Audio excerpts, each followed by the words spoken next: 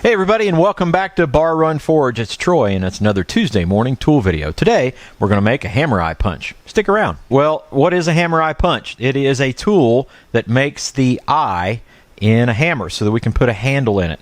And this is a pretty important tool when you're making your own tools here in the shop. This is a tool that is very important to us so that we can efficiently and we can reproduce this many times. We don't have to guess. Once we've got our measurement in, we use this tool, and it generally works with a striker. You can do this by yourself. It is easier with a striker, but essentially you'll find the center of your billet. Then you'll take this tool, put it in the center of your mark, and then using the striker while this is hot, you'll continue to strike this all the way down through until you punch out a little slug out the back side. Now this is an already finished billet that's already had it. You can kind of see how that works. So we're going to take this piece of jackhammer bit, which is an S series steel, probably either S5 or S7, and we're going to reproduce this hammer eye punch. Now this is a style that many people use of a handled hammer eye punch, and it has an angled punch or a point to it, almost like a chisel, but this takes out a lot less material. So we like this style of punch. You can do it as a flat punch, you can do it a round punch, basically a slitting chisel almost, but there's a bunch of different ways to do it. We like this one, and we're going to try to reproduce this with this piece of steel. To go over the process, we've taken our piece here, and we actually went on the flat because I don't want to, you look at this bit here and it's think, okay, well that'd be the thing to do. But to punch the hole, you'd have to punch it on this diagonal. So you'd either have to flatten this out, which doesn't make any sense because we already have a flat. So we went in 1 3/4. We made our mark, and then we used the center punch there, flipped it 180, did the very same thing right here. So what we're going to do first is punch our hole. We're going to use our current hammer eye punch. Go ahead and punch our hole through, and we'll do a little bit of flattening work here, and then we'll draw this piece down to make that point. So this is essentially what you're looking at right here.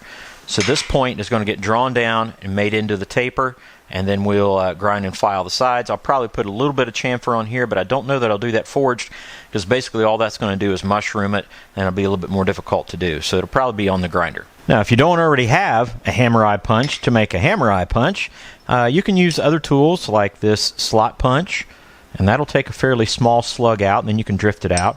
Or you can even use a round punch. And if you use this round punch, that's just fine, and you can actually make this hole round and then drift it out bigger than you really want to, and then flatten it, and it'll actually make it an oval hole. So either way is fine. The round punch, slot punch, hammer eye punch, and whatever way you want your hammer eye punch to be, either one of these will work just fine. Alright, we're going to take our first heat to basically hit our mark, just to set it up.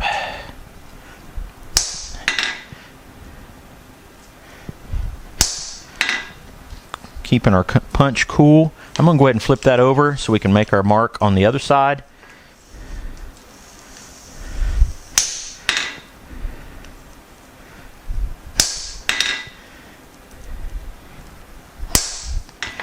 Now we can start to rotate.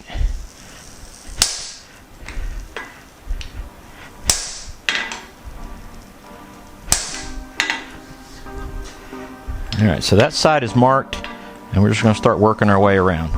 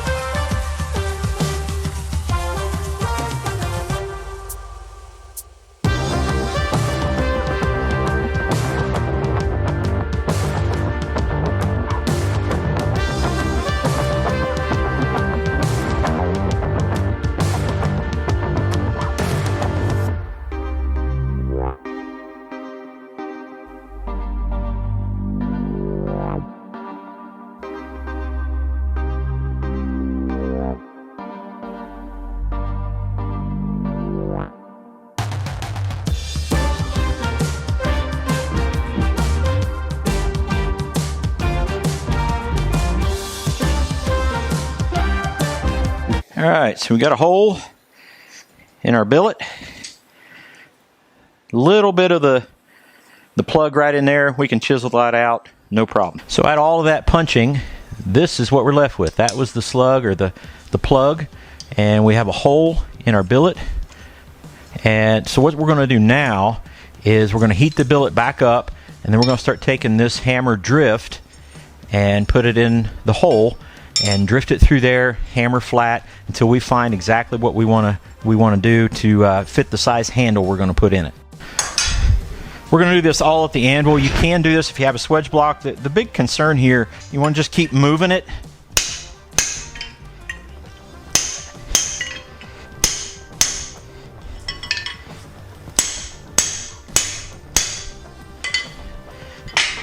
And then we'll take our regular hand hammer, and it should loosen it right up. And we'll just keep doing that process. So we did this side this round. We'll heat it up next time and go from this end, and we'll just keep working back and forth until we get the shape that we want.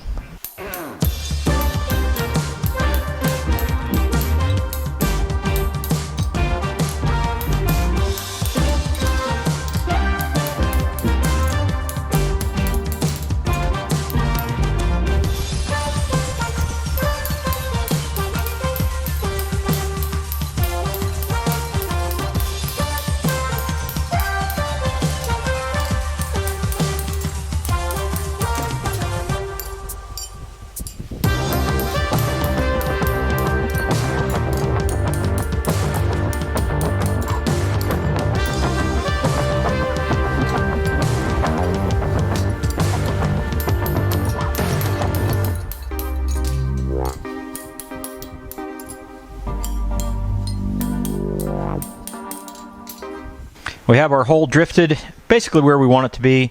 This is the handle we're going to use, and it's going to fit pretty good. So now the process is start tapering this down and making our point for our punch.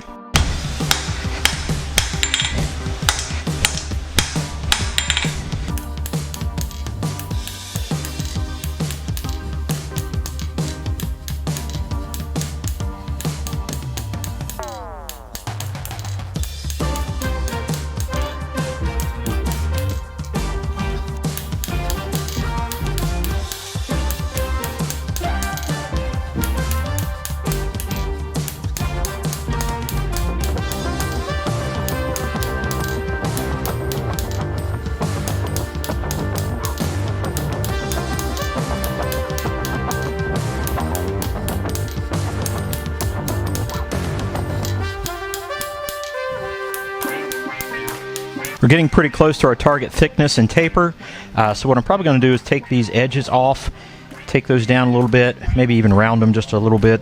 A lot of that will be done at the grinder, and then we'll put the final point on with the grinder.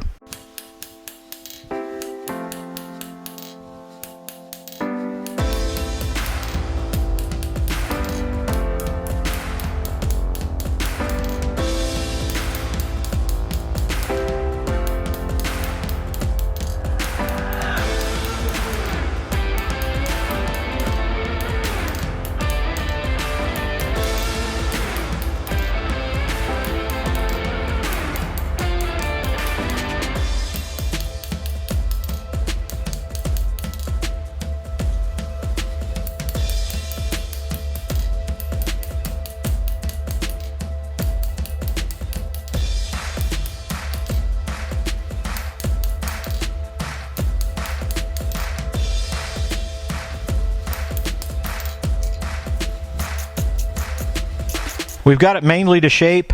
There's a little bit of filing and grinding to do to finish it off. We wanted to get it as close to forge to finish as possible, but with these, you do have to do some grinding, some filing with it. We're going to go ahead and normalize it, 3 normalizing cycles. So that means we'll bring it up to close to critical and just let it cool to cool down to at least black, and then do that 3 times, and then we can go ahead and do some of the finishing. The intent now is to recreate this tip on the end of this one, and we're going to do that both with the angle grinder and also at the sander grinder. And the idea is to get a 4-sided point on the tip.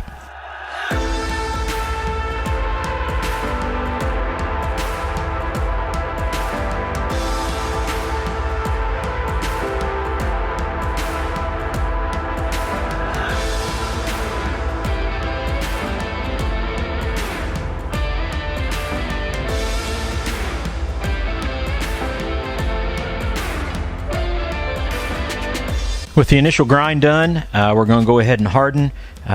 We'll harden up the striking end and the working end. We'll leave this soft in the middle as best we can. What that'll also do is allow us to let the temper colors run to each end. We're going to be hardening in oil today. This is an S series steel, and it is either air or oil hardening.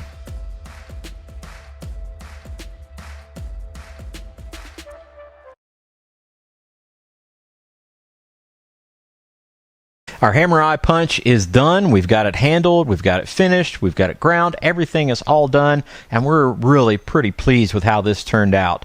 I want to make a quick comparison to the other one, and as you can see, there are some slight differences in it. The working end is a little bit shorter on this one than it is on this one. It means we can do a little bit bigger billet. Really, the thicknesses and the width and everything else just about the same. So we're really excited how this turned out. And we got it all handled up. Now you notice a top tool like this one here, we don't put a wedge in it. And generally the reason for that is it's being struck, and the physics just says all that stress gets put on this edge of this handle. So a lot of times your top handled tools are almost with disposable handles. We will try to chamfer these corners, we already did, and that'll try to keep that from happening. But we're really excited about this. I think it turned out really great. I'm excited to be able to use it. And it has a purpose. We all know what the purpose is, and it is to punch an eye in a hammer billet, an axe billet, whatever it is you're working with, like a tool billet. And that's important for us. The eye of what we're working with, to put the handle in, things like that, eyes are very important. Our eyes are very important. But we have to be careful. We have to be careful not to get kind of wrapped up in our own, and that's what Proverbs chapter 3 Verse 7 tells us, "Do not be wise in your own eyes. Fear the Lord and shun evil." And what that tells us has a really simple message to it, but it's really big at the same time, is that we have to be careful not to get wrapped up in our own seeking for wisdom and for who we are, to get kind of big for our britches, so to speak, as the old saying goes, but to fear the Lord and shun evil. Fear the Lord meaning to respect and love His wisdom and His vision for our lives, and to shun evil. There are two things. There's good and there's evil. There is the Lord and there is evil. And God's wisdom is the ultimate wisdom. We should fear that. We should respect and love that and seek after that, not our own wisdom. Thank you guys so much for coming in. We're so excited about this tool. We're so excited to have you in here with us on our Tuesday tool videos, as well as any of our other videos here at Bar Run Forge and Bar Run Farm. We want to thank you again for coming in. Thank you to all of our viewers. God bless you, and we'll see you on the next one. Take care.